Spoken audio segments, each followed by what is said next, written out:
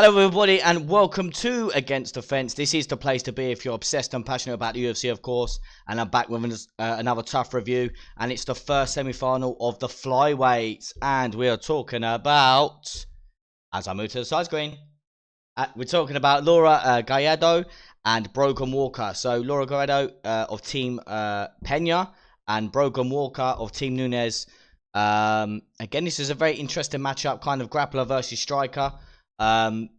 As I mentioned before, I've rated Laura's grappling very highly, and will she prevail in this? I said that she would go through to the finals, and I should have really done my research, but I'll get into it in just a second. But yeah, like I said, I should have done my research on this fight. When she first fought, I thought, wow, like she blew me away with her grappling. It was crazy. Took her opponent down with ease. Again, like I said, I should have really done my research on this fight. But yeah, like I said, into this fight here, you've got Brogan Walker, who is 7-2, and Laura, who is 4-1, I believe. So again, let's get rid of that for you. Let's see you in the chats. I did previously say that Laura would win this fight. But the show starts off with both of the fighters getting that all-important training session in. I'll leave that up, actually. Yeah, with both fighters getting that all-important training session in. Again, this is the most important fight of their careers, basically, trying to get in obviously into the UFC. I believe that Laura Gallardo trains with Ashley Yoder. So, again, that's another nice little thing to have in your arsenal there as well. And Brogan Walker has previously beaten Amanda Maverick as well. So, that's top notch to have in your game there. But yeah, as I said, both fighters getting an all important training session in. As I said, Peña's a very good coach. She does dive in tactics and things like that. And Brogan Walker of Team Nunes. Remember, if you previously watched me, she does have a bit of tweak in her knee. Again, she has that heavily wrapped when she is training. Thoughts on that if you are in the chats. You can see she's holding back in training as well, like not properly trying to go for wrestling or the clinch game and things like that. She is kind of holding back. Again, I don't blame her. A tear to the ACL, we don't really want a push it too much. But again, it's an important fight, and I think she just wants to hold back just because she wants to obviously get into the finals and to give it time to heal. Basically, if you don't go full whack in training, then who knows? But then again, in the fight, you need to go full whack, really. In previous episodes, last episode, sorry, both fighters get that all-important phone call home. Again, that's extra motivation for them to go through. So they both had a phone call home. Again, that's the all-important motivation that I need to get to the finals. So they both had that. And, right, let's get into the fight then. So, round number 1.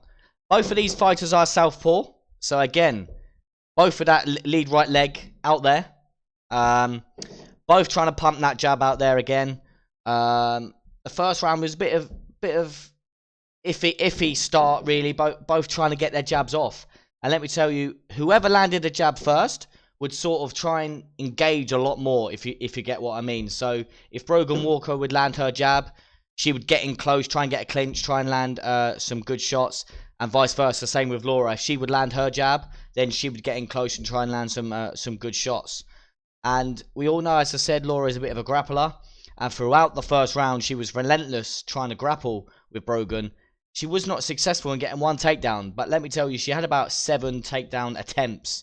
And let me tell you, dragged her to the fence. As you see there, in both images, you've got Peña, and she was screaming. She was screaming at her fighter, Laura, to get these takedowns, drag her off the mat, get the outside trip, get the inside trip. The amount of advice she gave her fighter was the correct techniques that she needed to give. She had her hands grasped, as you can see in both of these pictures here, but just couldn't get the takedown. And I'm going to get into a very interesting point, which I started this stream off with, which I should have done my research a little bit more. I shouldn't have just judged it off one fight. And I'll get into that in a second when you see both of these fighters standing next to each other. Okay, but for me, it's a very, very close round. Again, with the grappling exchanges, as you see there. Laura has her up against the fence. She did land some good knees, some good punches in the clinch. It was a close round. For me, I thought she won the first round.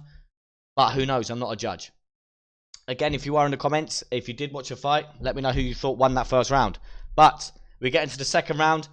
And again, this for me, the second round, Brogan Walker sort of come out of her cage, really. And as you see, she mixed it up so well. Her jab was landing a lot more than Laura's in the second round. She was mixing it up with kicks. Every time that Laura would go for a takedown, she would try and drag her to the mat. As you see there in the last couple of seconds of that round number 2, trying to get she landed some decent elbows to the side of the head, decent knees to the midsection. Again, this was another close round, but I think, as you see there on the top picture, Brogan Walker stole that round for me just purely because she had about 15 seconds in this position, and she was landing elbows to the side of the head, punches to the midsection, and knees to the midsection, and she landed a few more kicks to her game in round number 2. So I think she did definitely take round 2. But we move on to round number 3. And as I mentioned, again, she come out of her cage. Landing more left hooks as Laura came in, as you see there in the top picture. And then, as I said in the second round, every time she got the clinch, she was trying to land some knees, trying to land some dirty boxing, and she prevailed. Honestly, she was. This is the only round I can say that Brogan Walker convincingly won, and she looked great, honestly. And that was with a bad knee. So let me get you in the comments if you thought Brogan Walker was going to win this fight.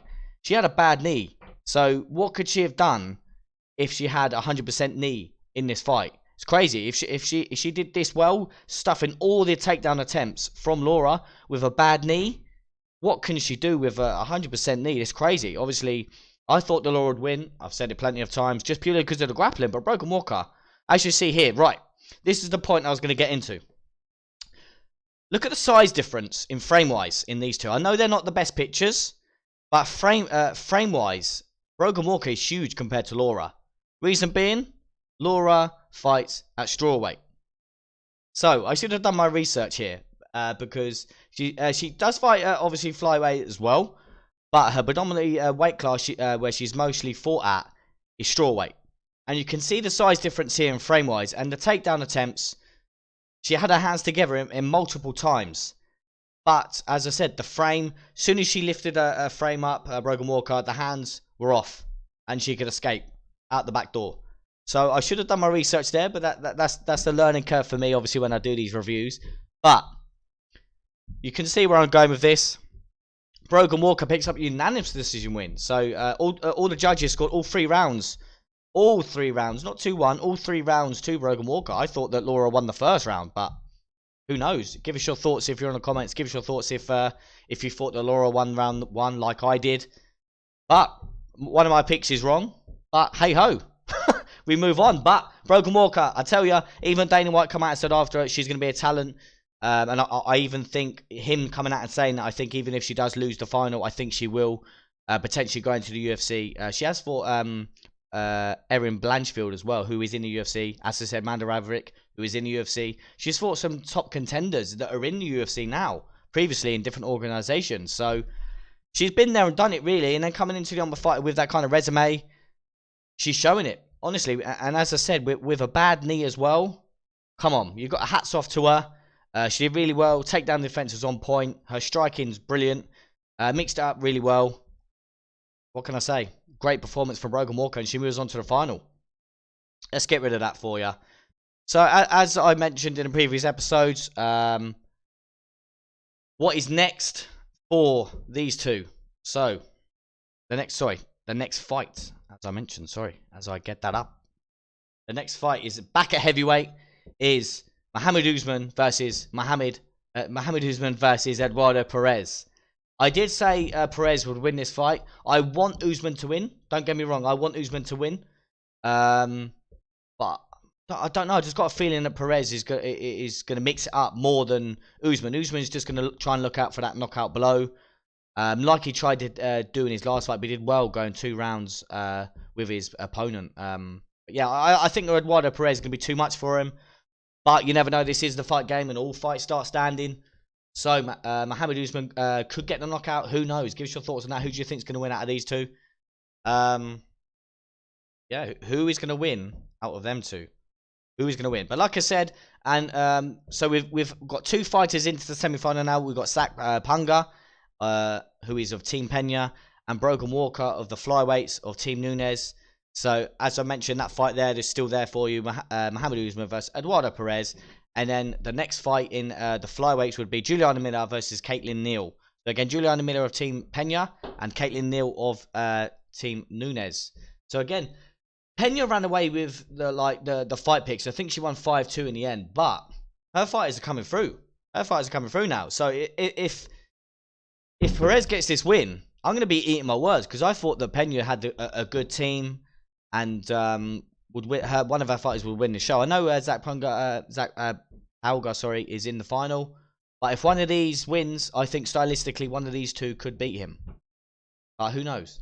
Who knows? It could be an all-out Peña final and be Zach Punga versus Muhammad Usman. Who knows? Who knows? Give us your thoughts on that. Give us your thoughts. But that's it for now. Oh, I did see a little bit glimpse. Let's go back to the main screen. Did see a little bit of a glimpse of the next episode. As I said, it's Muhammad Usman versus Eduardo Perez. Kamaru Usman has a little visit to the house to give his brother some advice. So again, that is very, very good advice. If you're having Kamaru Usman come into the house, give him some advice. That's cheating. It's cheating. But like, come on, having obviously a brother of the welterweight champion, Kamaru Usman, come in and give you a bit of a boost. It's gonna give Mo a boost for sure. Give us your thoughts on Kamaru Usman coming into the Ultimate Fighter house and giving his brother a boost. Who knows? Is it going to be a very good boost? Who knows? But that is all I've got time for the tough review. But stay tuned for us tomorrow. Either Jordan and Sai or me and Jordan will be going live with Adrian Yanez. Yes, Bantamweight Adrian Yanez, who has just recently gone to joint 15th. So again, stay tuned for that. We'll be live at 9 PM with that for you. So Adrian Yanez, yes, Adrian Yanez will be live tomorrow. So again, if you have any questions, our email is in the link below. Also, the Discord is in the link in the description below. Sorry, get some questions in for if you've never asked a fighter any questions. Let's go. But that's all I've got time for. Again, like I said to you, stay tuned for the Yanez Q&A. I've been your boy Ash.